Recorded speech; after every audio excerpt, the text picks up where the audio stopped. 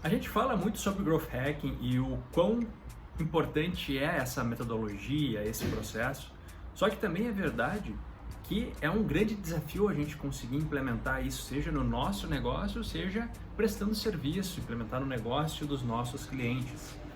Existem algumas barreiras e hoje eu vou trazer aqui as 5 principais que eu identifiquei conforme a minha experiência e também o que eu observo no mercado, certo? Então, a minha primeira dica é o seguinte: fica comigo até o final do vídeo, que eu vou detalhar cada uma delas, então você pode absorver isso e entender se você está passando por essa crise de growth na sua operação, no seu negócio ou enfrentando esse problema no negócio do seu cliente, certo?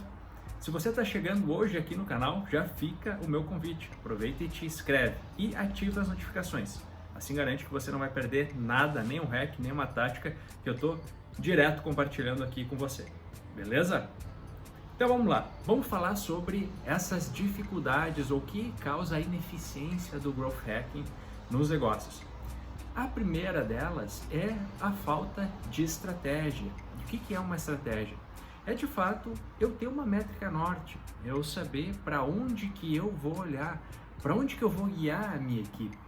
Então, de uma forma estratégica, quando eu tenho essa métrica clara, e além disso OKRs, KPIs de apoio, eu consigo dar um norteamento para a minha equipe, pensar de forma estratégica e conduzir eles para chegar nos objetivos do negócio. Muitas empresas que não têm essas metas muito claras, ou têm metas errôneas muitas vezes, elas têm muita dificuldade com isso. Então, primeira coisa, se você presta serviço ou se você tem um negócio e não tem muita certeza sobre a sua métrica norte, vale a pena investir tempo para definir a sua métrica norte, revisitar ela, bem como seus OKRs e KPIs, métricas que você tem acompanhado, certo? O segundo motivo é de fato a falta de um processo. Então, como que eu vou guiar a minha equipe, como que eu vou conduzir as rotinas? Muitas empresas até têm certa clareza sobre o ponto anterior, mas isso de nada adianta se eu não tiver um processo para executar, para coordenar a equipe, um acompanhamento, uma rotina, os rituais que a gente chama. Então, se você de fato conseguir implementar à risca como é ou como funciona a metodologia do Growth Hacking, as recomendações, você com certeza irá conseguir. E nesse processo é muito importante que você tenha certo onde que as pessoas vão consumir, onde que elas vão olhar os resultados, onde que elas vão olhar para o processo como um todo, para entender de forma sistêmica o que está acontecendo, certo? Então o processo ou a falta do processo é um dos agravantes para que de fato o Growth Hacking não consiga entregar aquilo que ele precisa, certo? O terceiro é a falta de dados.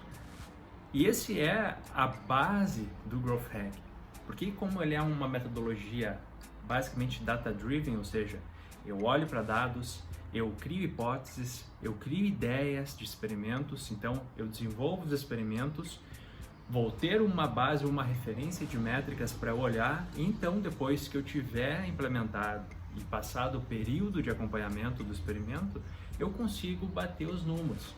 Além disso, tem um problema de que eu posso ter uma ineficiência de análise no sentido de que eu tenho muito dado, só que eu não consigo transformar esses dados em insights. Eu tenho diversas plataformas, eu tenho diversas ferramentas, mas eu não consigo organizar a casa. Então, quando você tem esse gap também de inteligência, de capacidade na sua equipe, isso também acarreta, né, um problema de ineficiência da metodologia como um todo. Então, é muito importante que você tenha no seu time uma pessoa especialista, tanto em Web Analytics quanto em mineração de dados mesmo, certo? O quarto ponto, e aí pode ser um gap muitas vezes do próprio perfil do Growth Lead ou do Growth Hacker, que é não transmitir os aprendizados, os ganhos, principalmente transmitir esses ganhos com as partes interessadas, com os stakeholders. A gente sabe que no processo a gente tem muitos erros no sentido de experimentos que não deram certo. Isso faz parte do processo. boa parte dos experimentos não vão ter sucesso, não vão dar certo. Mas os aprendizados, e principalmente os ganhos ou os experimentos que deram certo, eles devem ser celebrados. Então, justamente para você ganhar a confiança dos stakeholders, né, e expandir o seu território de atuação, é extremamente importante. Do contrário, se você não consegue expressar essas vitórias, há grandes chances de, por mais que a coisa esteja funcionando, esteja rodando, não se justifique muitas vezes em investimento ou growth hacking para a empresa. Por quê? Porque você não consegue compartilhar os dados, ou você não compartilha como deveria, ou você não compartilha no momento certo. Então isso precisa ter bastante cuidado, beleza? E o último é de fato você ter o aval, ou você ter a participação, aquilo que a gente chama de os CEOs ou os cargos maiores, eles estarem de fato comprados com a metodologia. E aí essa está muito conectada com a anterior, com a número 4. Então, você ter esse alinhamento, você ter essa apresentação de resultados, essa demonstração de evolução dos números é muito importante.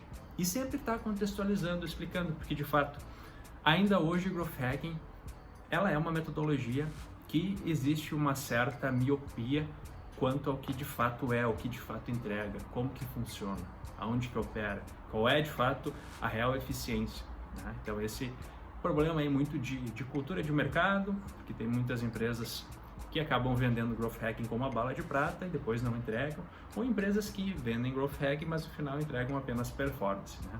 Então existe muito esse cenário, esse contexto.